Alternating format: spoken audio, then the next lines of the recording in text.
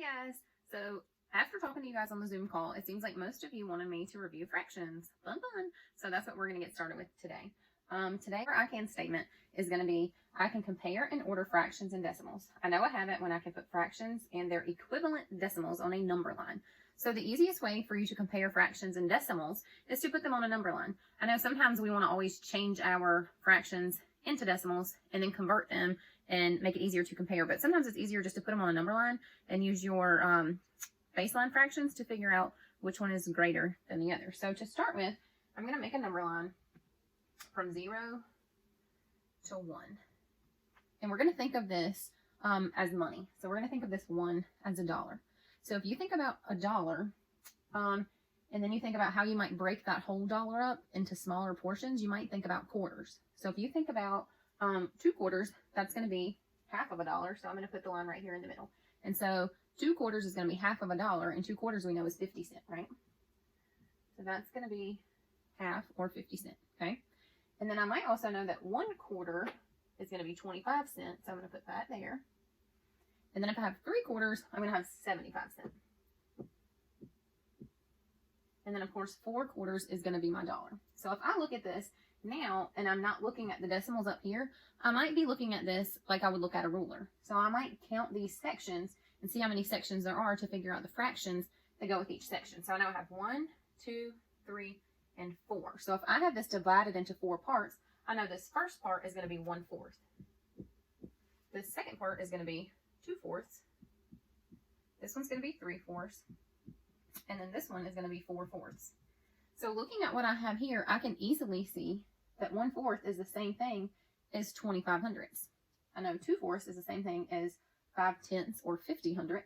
And 3/4 is the same thing as 75/100. I also know that 4/4 is the same thing as 1 whole or 1 whole dollar.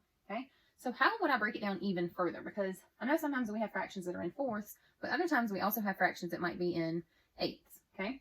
So if I want to take this and break it down further, I'm just going to draw a line in the middle of each of my sections. And then just like it's a ruler, I'm going to go back and count my lines. So I have 1, 2, 3, 4, 5, 6, 7, 8. So now I know these are broken into eighths. Okay. So this one is going to be 1/8. This one here is 2/8. So now I can easily see that 2/8 and 1/4 are equivalent fractions, and they're both equal to 0.25. Okay. This one is going to be 3/8. This one is 4/8, which is the same thing as 1/2 or 2/4. And then I have 5/8, 6/8, 7/8, and then 8/8 is going to be the same thing as 1 whole. Now you might ask yourself, well, what if I have something else that's other than eighths? Okay, so if we divided the fourths in the middle of each section and ended up with eighths, if we divide the eighths in each section, what do you think we're going to come up with? 16ths? Yes. Okay, so we're going to divide these into sections. So you have 1 here, 1 here, 1 here, 1 here, here, here, here, and here. So if I count these, I should have 16. 1, 2, 3, 4, 5, 6, 7, 8, 9, 10, 11, 12, 13, 14, 15, 16. Okay, so these are divided into 16ths. So this one is going to be 1/16. Might be a little bit hard to see. This one is going to be 2/16. This is going to be 3/16, 4/16, 5/16, 6/16, 7/16, 8/16, 9/16, 10/16, 11/16. Oh, whoops. This one is 11/16. 12/16, 13/16, 14/16, 15/16, and then 16/16 will be my 1 whole. And how is this important? Because it looks like a whole lot written on this number line, right? Well, if I were to give you some fractions and some decimals together that I wanted you to put in order, it might be easier for you to see them like this instead of dividing them all up. And can you always make this number line even if you forget how to divide? All you have to do is start with your fourths, then divide those in 2, and 2, and 2 again. Okay. So if I were to give you these numbers, let's say 3/10, 1/8, 0.83 or 83/100, and 2/5. And I wanted you to put those numbers in order from least to greatest. And you had this number line here. It would probably be easiest for you to see if you could figure out where these might go on your number line. Okay. So let me grab a different color marker. Hopefully you can see this one. And if I'm going to start with, I might start with my decimal numbers because they might be easier to find. Well, if I have 0.3, I know that's going to be really, really close to 0.25. So I'm going to say 0.3 is probably like right in here. Okay. So I'm going to put 0.3. And that's just a guesstimate based on what I have here. It's not an exact number. And I don't know if you can see that, so I'm going to write it. Let's try this color. 0.3. Okay. And then 0.83, I know that's going to be bigger than 0.75, so I'm going to put it right about right here. Okay. So I'm already done with those two. Now if I'm looking at 1/8, well, I have 1/8 right here on my number line. Okay. So I'm just going to put a little mark right there, and I know that's 1/8. And then if I have 2/5, well, I don't have 2/5 on my number line, but I know that 2/5 is probably going to be somewhere in here. Okay. So I'm going to say 2/5 is going to be about right here. And why do I say that it's about right here next to 1/2? Well, 2/5 is pretty close to 1/2.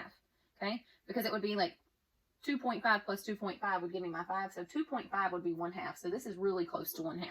So this really is going to be 0.4. So it's going to be really close to here. So using these numbers now that I have written on here, I should be able to tell which one comes first and which one comes last. So the first one is going to be 1/8, and then I'm going to have 3/10, 2/5, and 0.83 or 83 hundredths. Okay. All right. Now for the people who like to divide everything out and want to just quickly divide and then put them in order, I'm going to also show you how to do that. So those of you who like to divide things out, I'm going to give you, since we had 2/5 as an example, I'm going to show you how to divide out 2/5 to make it into a decimal. So if I have 2/5 to make it into a decimal, I'm going to put the denominator on the outside. Okay, so 5 goes on the outside, and then 2 decimal 0 0 goes on the inside. So when I put that on the inside, I'm going to bring this straight up, and then I'm just going to divide like a regular number. Can 5 go into 2? No. How many times can 5 go into 20? 5 can go into 20 4 times, and 5 times 4 is going to give me 20, so I subtract my 20, and I have 0 left over, and then the only thing I have left is zeros, so 0.4 or 4/10 is my answer for that one. Okay. After we do that one, I'm going to show you how to do the other one. Just for an example. All right, so let's use 1/8 because 1/8 was one of the ones that we just did a minute ago on the number line. So if I have 1/8, again, I'm going to use my denominator and put it here. I put my 1 on the inside, add a decimal, and 2 zeros. And we know when we divide decimals, we just bring our decimal straight up, and then we divide like a regular number. So I'm going to bring my decimal up, and now I'm going to divide. What happens if I don't know my 8 multiplication facts? Can I divide? Yep, because I can add, right?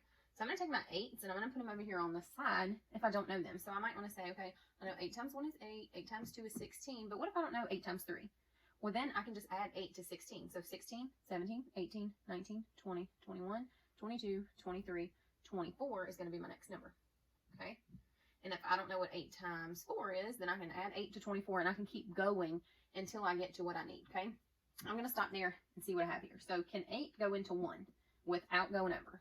No. Okay. So I'm going to put a 0 here. How many times can 8 go into 10 without going over? Well, which one of these numbers is closest to 10 without going over? It's going to be the first one. So it can only go in 1 time. And then I have to multiply. So after I divide every time, I have to multiply this number times this number. So 1 times 8 is going to be what? 8. And then I subtract from 10. So 10 minus 8 is going to give me 2.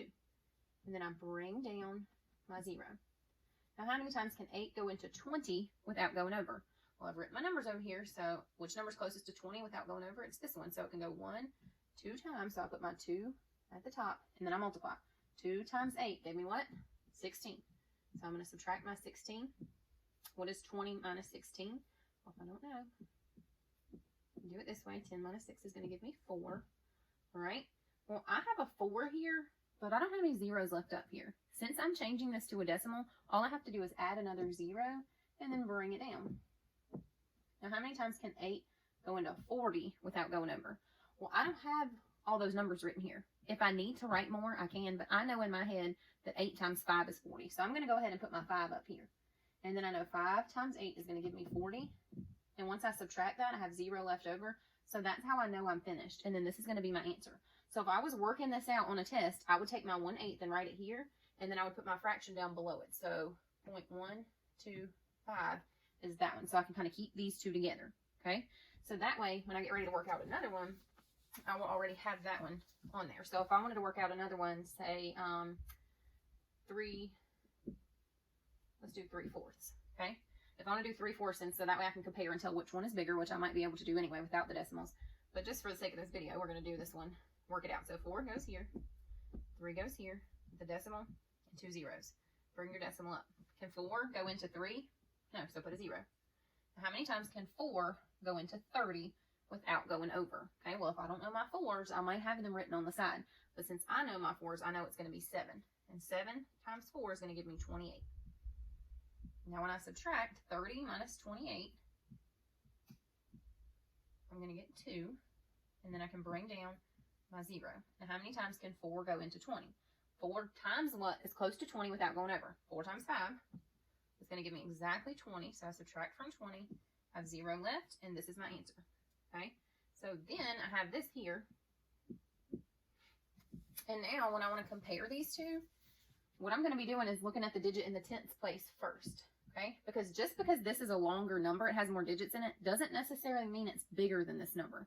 When you compare numbers that are decimals, you have to look in the 10th place first. The number in this 10th place is a 1. The number in this 10th place is a 7. So which one of these is bigger, 1 or 7? 7, of course, is bigger. So this is your bigger one, okay? And you can also figure that out because if I had a candy bar and I split it into 4 pieces and I ate 3 of those pieces, that's almost the whole candy bar. But if I had a candy bar and split it in 8 pieces and I only get to eat 1 of those pieces, I'm not going to have a very big amount of candy, okay? So that's another way to compare fractions and decimals. But for the I can statement we had today, I wanted you to be able to figure it out by putting it on a number line, okay? So here's what I want you to do. I'm going to give you a couple of numbers that are decimals and fractions, and your job is going to be to put it on a number line and compare it. Now, once you've done that, get your parents to snap a picture of it, and you can add it to your Dojo page, or you can upload it to Unified Classroom, okay? So here's the numbers I want you to do. We're going to do 2/3, and I don't want you to use decimals for this. I want you to use the number line. 2/3, 1/2, 0.75, and 1/8, okay? So this is your job now. Stop the video, write it down on a number line, divide your number line out like I did, and then I want you to put these in order. And once you have it written down, I want a picture of your number line, and then I want a picture of these in order, okay? So just, you can write them going down this way, or you can write them across this way, in whatever order. I want them to be least to greatest, okay? So least to greatest on the number line, okay? And then I'm going to post, at the end of this video, I'm going to post a number line that is the correct answer. But I want to see your number line first. So pause the video now and do your number line. Don't cheat, okay? See you soon. All right, guys. So I redid the number line so you could see the number line compared to yours. And I put mine in order. If you put them in order, 1/8 was already there. 1/2 was already there. And if you remembered from the first part of my video, when we broke it into fourths, we thought about it like quarters. And I know that 3/4 was the same thing as 75 cents.